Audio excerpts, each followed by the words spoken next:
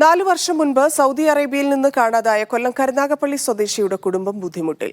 അരികുന്നേൽ സ്വദേശി അബൂബക്കർ കുഞ്ഞിനെയാണ് റിയാദിൽ നിന്ന് കാണാതായത്. ഉണ്ടായിരുന്ന വീട് ജപ്തി ചെയ്തതോടെ വാടക വീടുകളിലാണ് ഇപ്പോൾ കുടുംബത്തിന്റെ താമസം.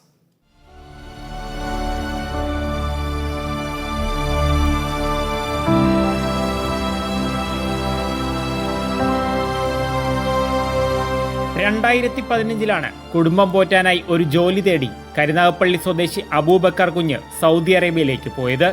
2020 വരെ വീട്ടുകാരുമായി സംസാരിച്ചിരുന്നു. മകളുടെ വിവാഹത്തിന്റെ ഒരുക്കങ്ങൾ അറിയിക്കാനായി വിളിച്ചപ്പോഴാണ് കാണാനില്ലെന്ന വിവരം കുടുംബം അറിയുന്നത്. ഒരു വിവരമില്ല. 9 വർഷമായി പോയിട്ട് 5 വർഷം വിളിക്കുകയും പറയുകയൊക്കെ ചെയ്യുമായിരുന്നു. അങ്ങനെ അമ്മയുടെ കല്യാണം നിൽക്കാതെ നടത്താൻ വേണ്ടി അവർ ധൃതി പിടിച്ചപ്പം ഇതുപോലെ അങ്ങോട്ട് വിളിച്ചപ്പോൾ ബംഗാളിയ നമ്പരെടുത്ത് സംസാരിക്കുന്നു. ലോൺ എടുത്തും പലരിൽ നിന്നും കടം വാങ്ങിയും മകളുടെ വിവാഹം നടത്തി. തിരിച്ചടവ് മുടങ്ങിയതോടെ ഉണ്ടായിരുന്ന വീട് നഷ്ടപ്പെട്ടു. വാടക വീടുകൾ മാറി മാറിയാണ് ഇപ്പോൾ താമസം.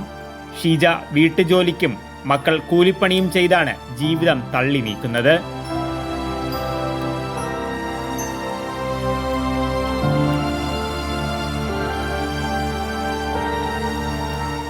ഒരുപാട് കടങ്ങളുണ്ട്.